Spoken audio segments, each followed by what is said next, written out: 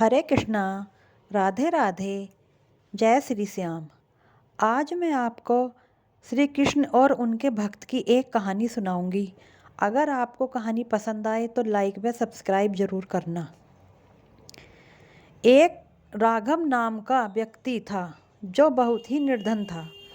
उसके पास 2 समय के खाने के लिए भोजन भी नहीं था।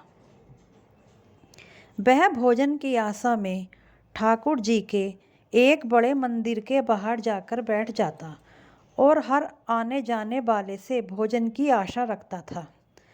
मंदिर में आने वाले श्रद्धालुओं ने उसको जो भी भोजन मिल जाता उसको खाकर संतुष्ट रहता था। अधिक की उसने कभी कामना नहीं की थी।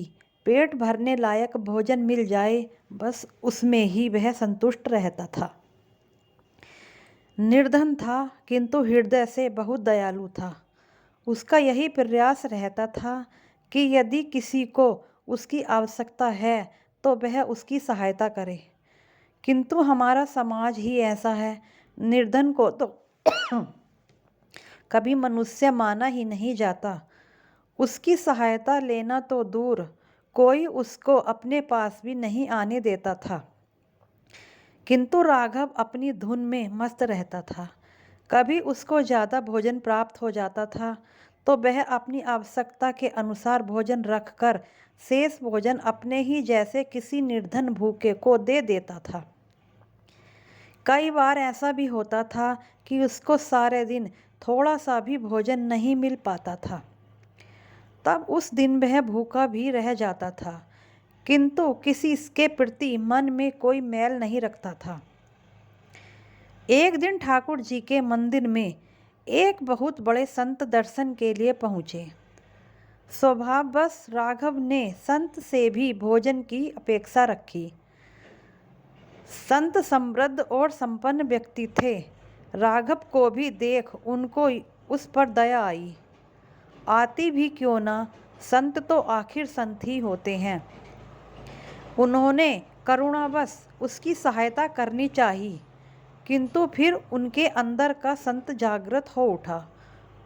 उन्होंने उसका उद्धार करने के उद्देश्य से मन में सोचा, यदि मैं इसकी आज सहायता करता हूँ तो उससे इसका क्या भला होगा। ज़्यादा से ज़्यादा आज का भोजन मिल जाएगा, कल यह फिर भिक्षा मांगेगा। यदि मैं कुछ दिन के लिए इसके भोजन की व्यवस्था करता हूँ तब भी उतने दिनों तक ही भोजन प्राप्त कर सकता है, उसके बाद फिर से भिक्षा मांगने लगेगा। ऐसे तो इसका जीवन यूं ही व्यतीत हो जाएगा। इस अभागे के लिए कुछ ऐसा किया जाए जिससे इसका जीवन ही सुधर जाए। ऐसा विचार कर उन्होंने मन ही मन ठाकुर जी का स्मरण किया और राघव को झिड़कते हुए बोले, अरे क्या भोजन भोजन की रट लगा रखी है, कभी किसी भजन में भी ध्यान लगाया है। ठाकुर जी के मंदिर के द्वार पर आकर भी हर किसी से भिक्षा मांगता रहता है। अरे भिक्षा मांगनी ही है तो ठाकुर जी से मांग, वही सबके दाता हैं।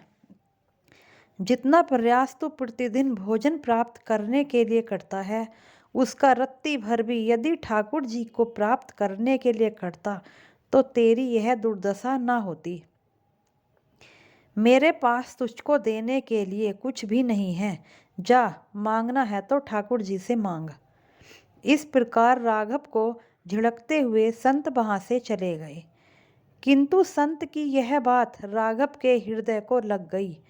उसके मन में ठाकुर जी को प्राप्त करने की लालसा जाग उठी। उसने मन में निश्चय किया कि अब मैं कभी किसी व्यक्ति से भिक्षा नहीं मांगूंगा, जो भी मांगूंगा ठाकुर जी से ही मांगूंगा। निर्धन था, फटे हाल था, कई दिनों से स्नान भी नहीं किया था, जिस कारण उसके वस्त्रों और शरीर में दुर्गंध आती थी। अपनी इस बुरी स्थिति को देख राघव जी के मंदिर में राघव ठाकुर जी के मंदिर में प्रवेश करने का साहस नहीं कर पाया। उसने बाहर से ही ठाकुर जी को प्रणाम किया और मन ही मन उससे बोला कि हे ठाकुर जी, आज से आप ही मेरे दाता हैं। अब आपके सामने ही अपने हाथ फैलाऊंगा। आप दो या ना दो, आपकी इच्छा, किंतु जब तक आप नहीं दोगे मैं किसी से नहीं मांगूंगा। ऐसा कहकर ठाकुर जी को प्रणाम कर राघव उन संत की तलाश में निकल पड़ा। बहुत भटकने के बाद एक स्थान पर उसको वह संत दिखाई दिया। राघव उसके पास पहुंचा और दोनों हाथ जोड़कर खड़ा हो गया। संत ने सोचा कि यह फिर कुछ मांग रहा है। तब उन्होंने कहा, तू फिर आ गया, तेरी समझ में नहीं आया? अरे मेरे पास तुझको देने के लिए कुछ नहीं है। संत ने इतना कहा ही था कि राघव उनके चरणों में गिर पड़ा और बोला, महात्मा जी, मैं आपसे कुछ मांगने नहीं आया हूँ। आपने तो मुझको वह दे दिया जो एक राजा भी नहीं पा सकता। अब तो बस आपका आशीर्वाद पाना चाहता हूँ।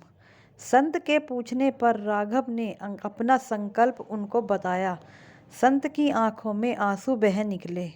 उन्होंने राघव को प्रेम पूर्वक उठाया और अपने हृदय से लगा लिया और आशीर्वाद दिया, जा, ठाकुर जी तेरी मनोकामना पूर्ण करेंगे। राघव अपने घर लौट आया। उस दिन के बाद वह प्रतिदिन ठाकुर जी के मंदिर को जाता, किंतु भिक्षा मांगने नहीं, बस मंदिर के बाहर बैठ जाता और ठाकुर जी का ध्यान करता रहता। इस प्रकार कई दिन बीत गए। उसको किसी ने कोई भोजन नहीं दिया, किंतु उसने किसी से भोजन की इच्छा नहीं करी। 4-5 दिन जब भूखे व्यतीत हो गए तो राघव ने सोचा, मेरे ठाकुर जी को कभी कुछ अर्पित नहीं किया। मैंने ठाकुर जी को कभी कुछ अर्पित नहीं करा, बल्कि उनसे उनके नाम से मांगता ही रहा। शायद इसी कारण वह मुझ पर दया नहीं कर रहे। किंतु वह निर्धन जिसके पास भोजन के लिए भी कुछ नहीं था, भला ठाकुर जी को क्या अर्पित करता। तब उसने विचार किया कि क्यों न ठाकुर जी को फूलों की माला ही अर्पित कर दूं, कुछ तो दे ही दूं। ऐसा विचार करके चला मंदिर की ओर। किंतु वह माला भी कहाँ से लाता, उसके लिए भी धन की आवश्यकता पड़ती। धन उसके पास था नहीं। उसने विचार किया कि फूल बेचने वाले के पास जाता हूँ, शायद वह एक माला ही दे दे। राघव फूल बेचने वाले की दुकान पर पहुँचा, किंतु तभी उसको स्मरण हुआ कि उसने किसी से कुछ न मांगने का संकल्प लिया है। अब क्या करे, सोच विचार कर ही रहा था कि उसकी दृष्टि दुकान के एक कोने पर पड़ी, जहाँ दुकानदार ने पुरानी मुरझाई हुई मालाएं डाल रखी थीं। राघव को और कुछ नहीं सूझा। उसने उन मुरझाई मालाओं में से एक माला उठा ली और चल दिया ठाकुर जी के मंदिर की ओर।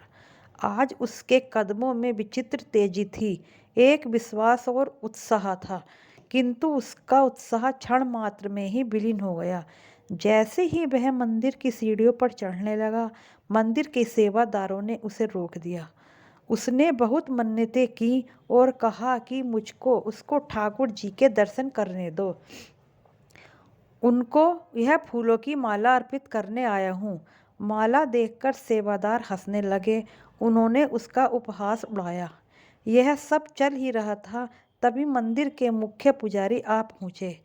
शोर शराबा सुनकर उन्होंने सेवादारों से कारण पूछा तो उन्होंने सब बात बता दी।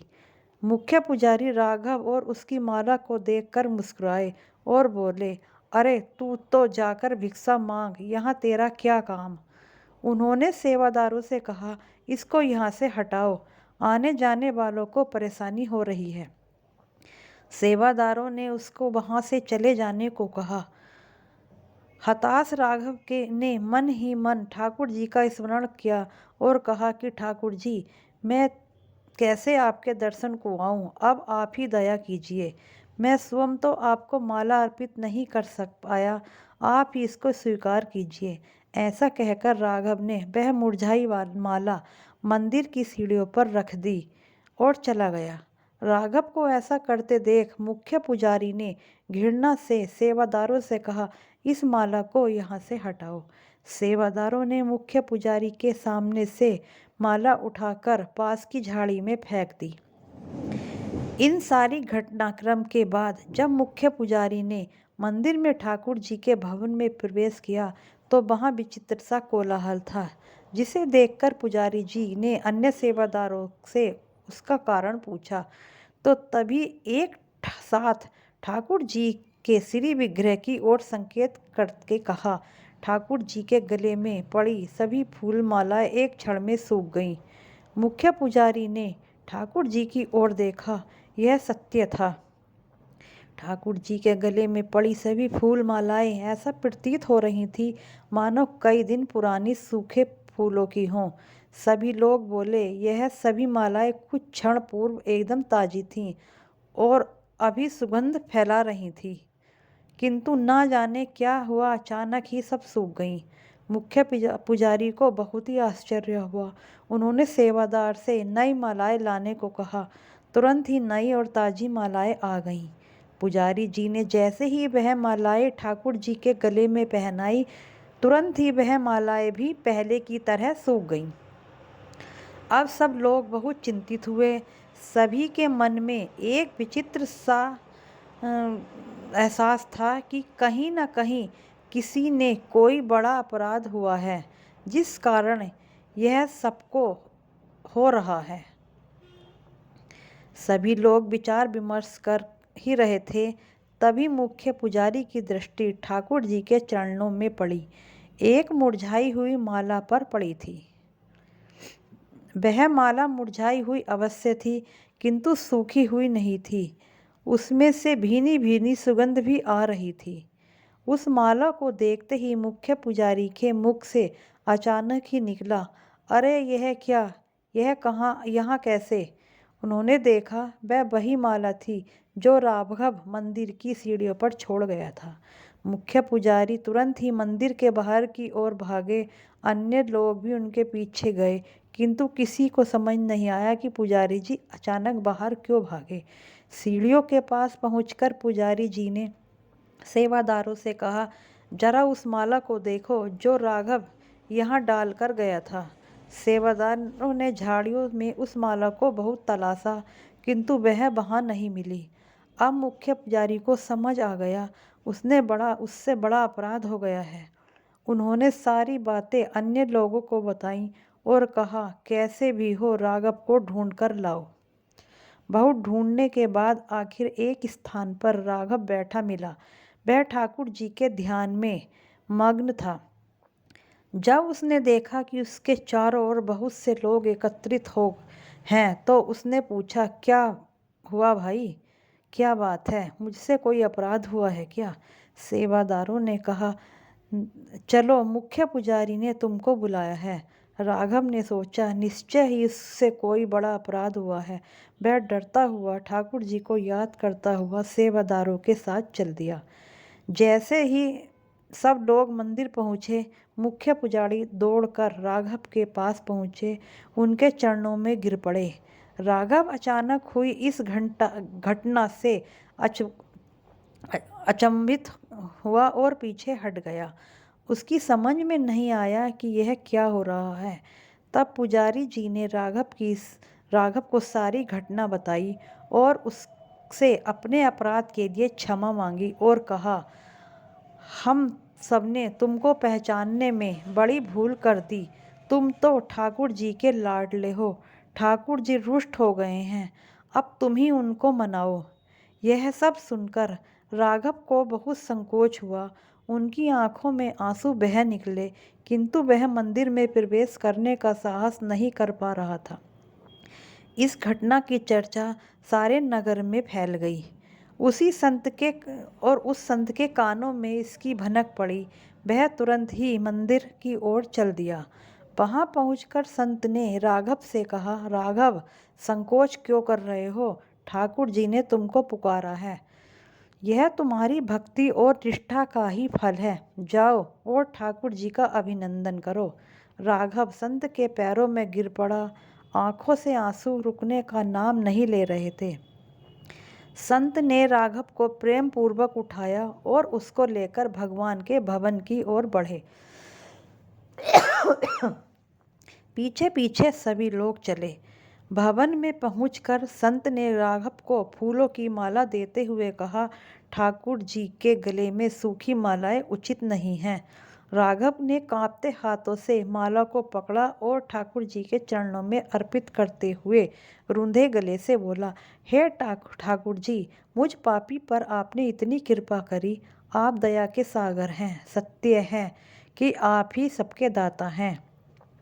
आपने मेरी झोली में वह भिक्षा डाल दी जिसकी मैंने कभी कल्पना भी नहीं की थी। हे दया निधान, मैं पापी इस योग्य नहीं कि आपके गले में माला अर्पित कर सकूं। मुझको तो आप अपने चरणों में ही रहने दें और इस माला को स्वीकार कीजिए। राघव के माला अर्पित करने के बाद सभी ठाकुर जी की माला को अर्पित करी, किंतु अब कोई माला नहीं मुरझाई। संपूर्ण भवन फूलों की भीनी भीनी सुगंध से भर गया। अब राघव पुनः उन संत के चरणों को पकड़कर बोला, हे महात्मा, मेरे जीवन को नया आधार देकर आपने मुझ पर बहुत बड़ा उपकार किया है। मैं जीवन भर आपका ऋणी रहूँगा। अब यह जीवन आपका है, मुझको भी अपने साथ ले लीजिए।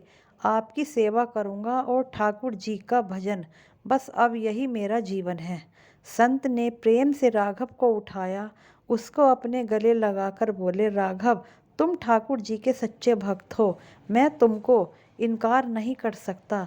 राघव संत के साथ रहने लगा। मंदिर में ठाकुर जी की सेवा का कार्य भी राघव को सौंप दिया गया। अब उसको भिक्षा मांगने की आवश्यकता नहीं थी। ठाकुर जी ने उसको इतना दिया कि वह दूसरे भूखों को पेट भरने लगा। राघव अब संत राघव बन चुका था। अगर कहानी आपको अच्छी लगी तो लाइक व सब्सक्राइब जरूर करना। जय श्री श्याम।